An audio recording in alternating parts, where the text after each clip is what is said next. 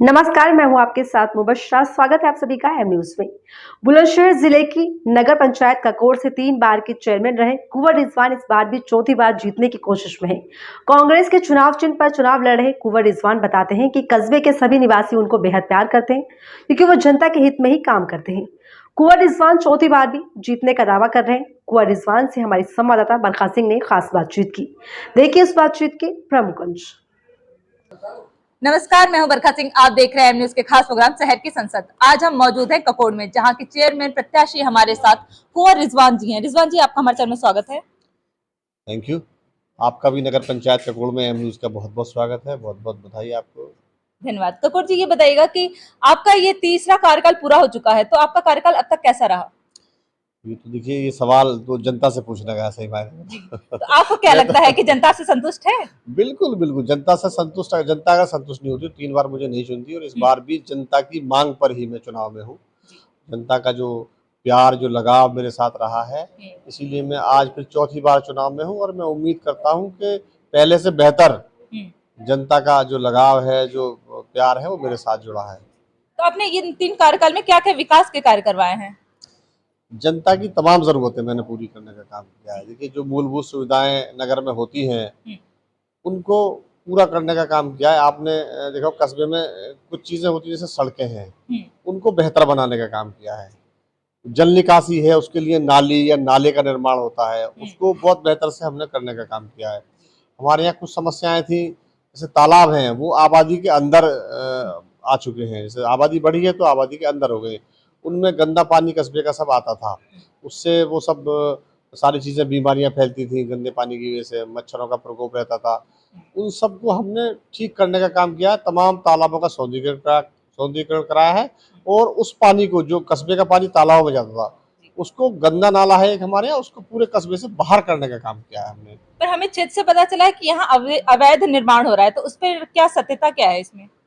अवैध निर्माण, अगर देखिए कोई व्यक्तिगत तौर पे कहीं कोई किसी पे आरोप लगाता तो गलत है, क्योंकि ये प्रशासनिक जो पूरा अमला है, हमारी तहसील सिकंदराबाद लगती है, जो राजस्व विभाग है, वो सब लोग देखते हैं, और जो हमारे स्तर का है वो हम देखते हैं। तो ऐसा कुछ नहीं है, निराधार है। मतलब इसे सत्यता नहीं है इसमें? कोई सत्ता नहीं है। देखिए, जहाँ अवैध निर्माण का मतलब है कहीं आप कब्जा कर रहे हैं, जी। तो ऐसी जमीनें ही नहीं है हमारे पास जिसपे कोई कब्जा करे, तो अवैध निर्माण की तो बात ही नहीं है। अब कोई व्यक्ति मकान बना रहा है, उसने कहीं 4 इंच अपनी कहीं दीवार रख ली है, तो उसे मैं तो कहूँगा कि वो अतिक्रमण नहीं है, हो सकता है उसकी गलती से रख ली है। तो और भी ऐसे बहुत सारे ऐसे व्यवस्थाएं तो मैंने देखी, ऐसे तो सही है, पर कुछ जगह फिर भी है जहाँ पर मैंने स्वच्छता का थोड़ा अभाव देखा। तो इस पर मतलब आपने इस पर थोड़ा क्यों नहीं ध्यान दिया? नहीं, मेरे समय में देखिए, अभी सुपर सीट हुए मेरे ख्याल से आज 4 महीने हो चुके हैं। मेरे समय में बिल्कुल नीट एंड क्लीन कस्बा रहता था। अब क्योंकि अभी मैं 6 जनवरी तक मैं चेयरमैन था। 6 जनवरी के बाद सुपर सीट हो गई, तो उसका जो प्रशासक हैं, उन लोगों की जिम्मेदारी है, ईओस की जिम्मेदारी है। वो जिम्मेदारी अब मेरी तो नहीं रही। तो अब की जो हालत है, उसका जिम्मेदार मैं तो हूँ नहीं, उसका जिम्मेदार है ईओ साहब हैं, नगर पंचायत के कर्मी हैं। पर आप कंप्लेन कर सकते हैं? बिल्कुल करता हूँ मैं। जनता आती है तो मैं शिकायत करता हूँ। मैं एसडीएम साहब को भी बोलता हूँ, ईओ साहब को भी बोलता हूँ, और कहीं ना कहीं वहाँ जहाँ शिकायतें आती है तो उसका निस्तारण भी होता है। और हमें ककोड़ की जो सरकारी अस्पताल है उसके बारे में पता चला कि वो काफी अंदर है। मतलब वहां पर काफी, जैसे अगर एम्बुलेंस हो या इंसान अपना गाड़ी लेकर जाना चाहता है तो वो जा नहीं पाता है, और बहुत दुर्दशा है वहां पर। ऐसा क्या ये बात में भी सत्यता है या नहीं? नहीं, बिल्कुल ये बात ठीक है। देखिए, जब अस्पताल का निर्माण हुआ उस समय जो चकबंदी का जब समय था, चकबंदी में वो स्थान जो है चिन्हित किया गया सरकारी अस्पताल के लिए, तो उस समय देखिए उनकी कमी है। ये कोई हम सरकारी बिल्डिंग का कहीं स्थापना कर रहे हैं, ऐसा मतलब ऐसी जगह का स्थापना कर रहे हैं, अस्पताल कोई ऐसी जगह तो है नहीं कि वहाँ रास्ता ना हो और हम बना दें। तो इसमें उन लोगों की कमी है, और वास्तव में जगह ही मतलब सेलेक्ट उन्होंने सही नहीं किया है। गलत की, तो ये वास्तव में समस्या है। वहाँ बिल्कुल गली से रास्ता है, और वहाँ परेशानी होती है जाने में एम्बुलेंस। ये बिल्कुल ये सही है। तो मतलब आपने कुछ उस पे क्यों नहीं कार्रवाई की कि थोड़ा रास्ता ऐसा हो जाए कि चौड़ा हो जाए, जनता को आने जाने में कोई दुविधा ना हो? वो मेरे क्षेत्र से बाहर की बात है, वो नगर पंचायत के क्षेत्र से बाहर है, मेरे क्षेत्र में नहीं आता। अच्छा, आपके क्षेत्र में ही नहीं आता है वो। और कुछ ऐसा आपने सोच के रखा है कि इस बार जो आप अगर चौथी बार चेयरमैन बनते हैं तो सबसे पहले क्या कार्य करेंगे? देखिए, नगर पंचायत में जो जनता की जो ज़रूरतें हैं, हमारा काम है जो जनहित में जितने हम कार्य कर सकें उनको जो है जनता से पूछ के।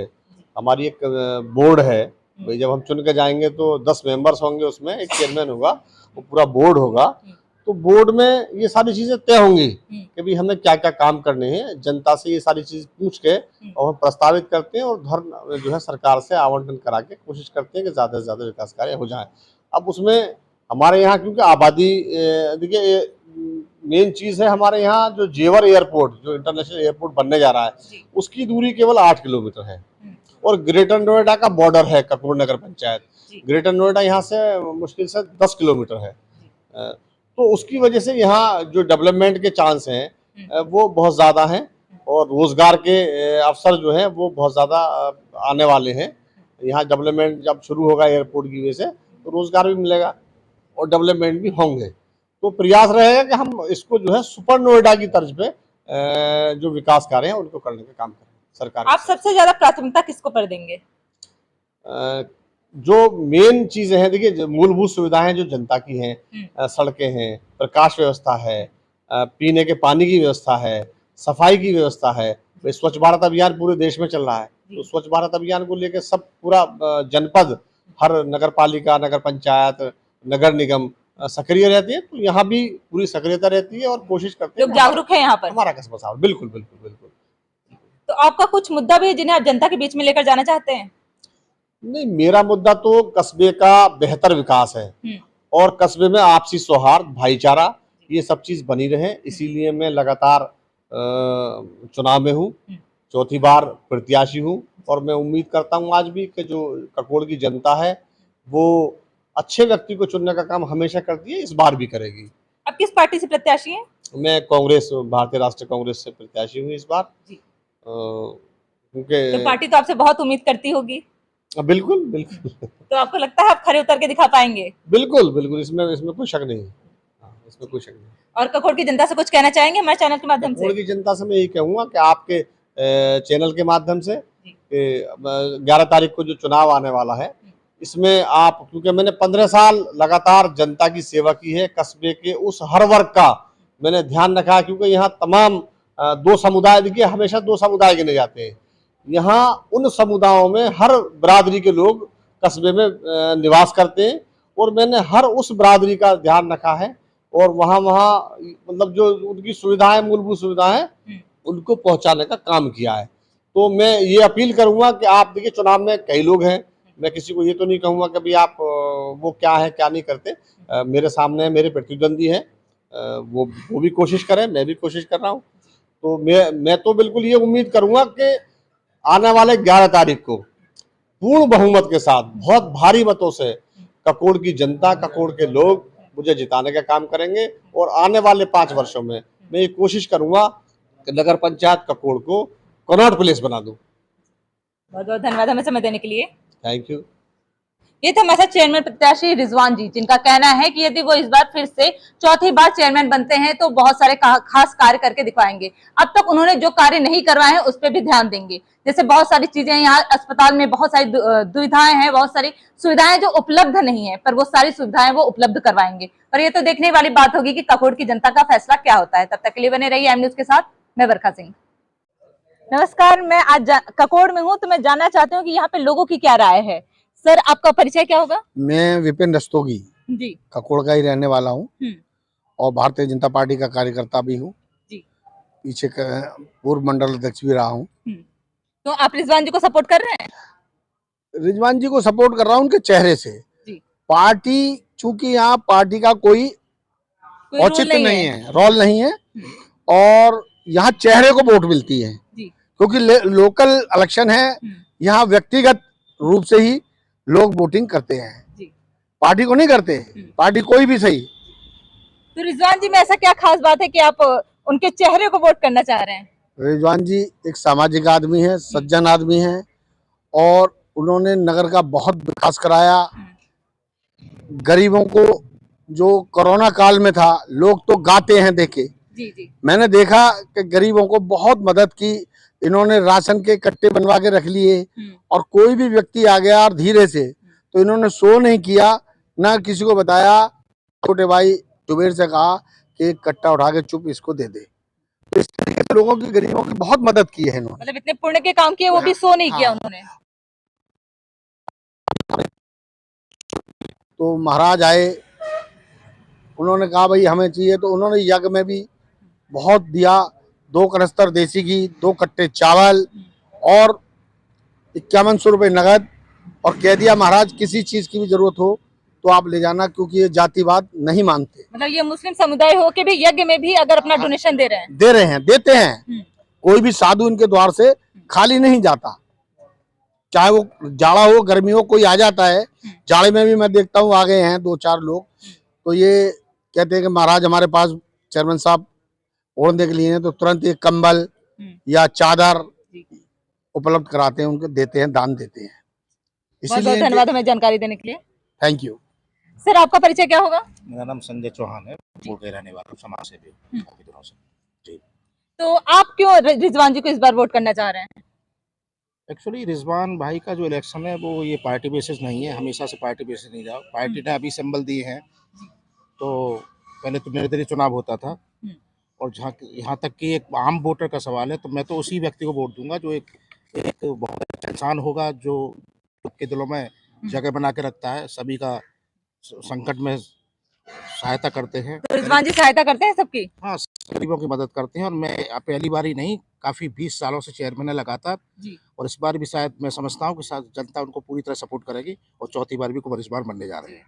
मतलब संजय जी भी उनको सपोर्ट कर रहे हैं? सच में उनको सपोर्ट करूँगा, वो सभी के चहेते चेयरमैन है, और यहाँ सभी आपने देखा होगा कि हमारे भाई भी प्रस्तों की भारतीय जनता पार्टी से जुड़े हैं। मैंने भी वोट भारतीय जनता पार्टी को किया था, MP और विधायक इलेक्शन में करेंगे, मगर इस बार हम कांग्रेस को वोट नहीं दे रहे, कुंवर रिजवान साहब को वोट दे रहे हैं। और ऐसा मेरी तरह बहुत से मतलब आप पार्टी को वोट नहीं कर रहे हैं, आप सिर्फ व्यक्तिगत कर रहे हैं? व्यक्तिगत कुंवर रिजवान साहब को वोट कर रहे हैं, और ऐसे जनता कपूर की काफी कर रही है। बहुत बहुत धन्यवाद हमें समय देने के लिए। Thank you. सर आपका परिचय क्या होगा? मैं कुरैश समाज से हूँ और कुंवर रिजवान को सपोर्ट करता हूँ। क्यों, ऐसा क्या खास बात है रिजवान जी में? हर बार रिजवान जी विकास क्या है, विकास करेंगे आगे के लिए भी। मतलब ककोड़ की जनता चाहती है कि वो विकास करते हैं, तो वो विकास वही इस बार भी वही करेंगे? जी वही करेंगे, करने जा रहे हैं। चौथी बार चेयरमैन आपको दिख रहा है। मतलब आपने पूरी उम्मीद लगा ली कि इस बार भी चेयरमैन वो ही है, फैसला आपका आ गया है? जी आ गया वही है फैसला। सर आपका क्या शुभ नाम होगा? मेरा नाम शाहरुख चौहान है, मैं ककोड़ के वार्ड नंबर 8 का रहने वाला हूँ। और जैसा कि हमारे यहाँ काम हुए हैं पिछली योजनाओं में, जैसे कि लाइट लगी हैं, रोड बने हैं, पानी की निकासी का सही नाले वगैरह बने हैं, तो उस तरीके से लोगों ने काम देखकर चेयरमैन साहब को चौथी बार चुनने का फैसला कर लिया। और चेयरमैन साहब आपका वोट किसको जाएगा? मेरा वोट हाथ के निशान पर कुंवर रिजवान चेयरमैन साहब को जाएगा, और चौथी बार 13 तारीख को चेयरमैन साहब सिकंदराबाद से जीत के आएंगे। ये डिसीजन है ककोड़ की जनता का। ककोड़ की जनता का है कि सलमान जी का है? ये मेरा भी डिसीजन है और ज़्यादातर लोगों का यही डिसीजन है, सर्व समाज का डिसीजन है। चेयरमैन साहब सभी के लिए काम करते हैं, कोई वर्ग ऐसा नहीं है जिसके लिए इन्होंने काम नहीं किया हो। सर्व समाज का समर्थन है, और चौथी बार ये जीत कर 13 तारीख को सिकंदराबाद से आएंगे। बहुत बहुत धन्यवाद हमें समय देने के लिए। धन्यवाद। बेहद सरल स्वभाव के कुंवर रिजवान बताते हैं कि जितना विकास हो गया वो ना काफी है, इस बार बचा हुआ विकास काम भी पूरा किया जाएगा। अब तो आने वाले चुनाव के बाद ही पता चलेगा कि कुंवर रिजवान को ककोड़ की जनता चौथी बार चुनती है या नहीं। तो फिलहाल इस रिपोर्ट में इतना ही। बने रहिए हमारे साथ और देखते रहिए एम न्यूज का खास प्रोग्राम शहर की संसद। नमस्कार। एम न्यूज साथ सच का।